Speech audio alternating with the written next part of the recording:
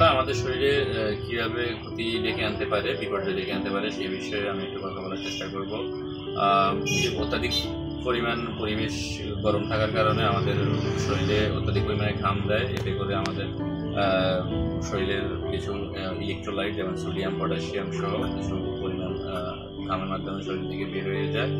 এই বের হওয়ার মাধ্যমে আমাদের শরীরের যে প্রেশার থাকে, ব্লাড প্রেশার, এই ব্লাড প্রেশার কমতে থাকে। কীভাবে ব্লাড প্রেশার কমতে থাকে? আমাদের শরীরের রক্তের সাথে কিছু পরিমাণ পানি থাকে। এই পানিতে আবার বিভিন্ন রকম ইলেকট্রোলাইট থাকে, মেইনলি সোডিয়াম থাকে।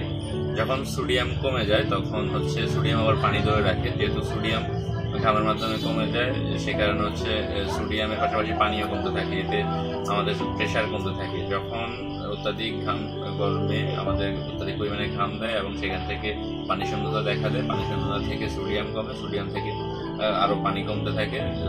আমরা সোডিয়াম কমে গেলে সেটাকে হাইপোন্যাট্রেমিয়া বলি এবং পানি কমে গেলে সোডিয়াম কমে গেলে ডিহাইড্রেশন বলি। এই পানি শূন্যতা বা ডিহাইড্রেশন দেখা দিলে রোগীর প্রেশার কমতে থাকে।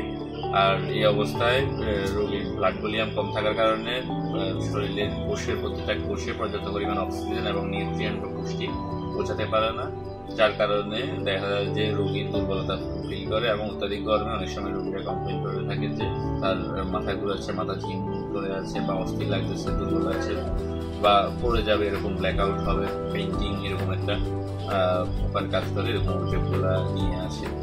তো অত্যাধিক গরমের কারণে আমাদের শরীরে এই মুহূর্তে হিট রিলেটেড ইলনেস যেগুলো আছে, যেমন heat cramps, heat exhaustion, heat stroke, এগুলো দেখা দিতে পারে। হিট ক্র্যান্স বলতে বোঝায় অত্যাধিক গরমের কারণে আমাদের শরীর থেকে যে পরিমাণ ইলেকট্রোলাইট শরীর থেকে বের হয়ে যায়, যেমন মেনলি সোডিয়াম, পটাশিয়াম, এগুলো বের হয়ে যাওয়ার কারণে ইলেকট্রোলাইট ইমব্যালেন্স দেখা দেয়। ইলেকট্রোলাইট ইমব্যালেন্সের কারণে কোষগুলো ক্র্যাম্প করে, মানে যে ইনভলেন্টারি কোষগুলো, মানে অনিয়ন্ত্রিতভাবে কোষগুলো বন্ধ হয়ে আসে, যার কারণে এটাকে হিট ক্র্যান্স বলে যাবে। হিট এক্সোশন, হিট স্ট্রোক পর্যন্ত হতে পারে। হিট স্ট্রোক এটা সর্বশেষ পর্যায়ে, যেখানে রোগী শরীর অত্যাধিক পরিমাণ গরম থাকবে এবং শরীর শুকনো হয়ে যাবে।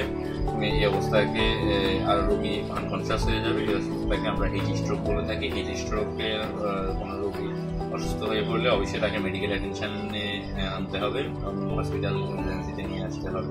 তাই অত্যাধিক গরমে আমাদের পানি খাওয়ার বিষয়ে খুবই সতর্ক থাকতে হবে। তবে একটা বিষয় কি, আমরা অনেকেই জানি যে যে অত্যাধিক গরমের কারণে পানি শূন্যতা দেখা দেয়, যার কারণে আমরা plain mineral water, plain water খেতে থাকি।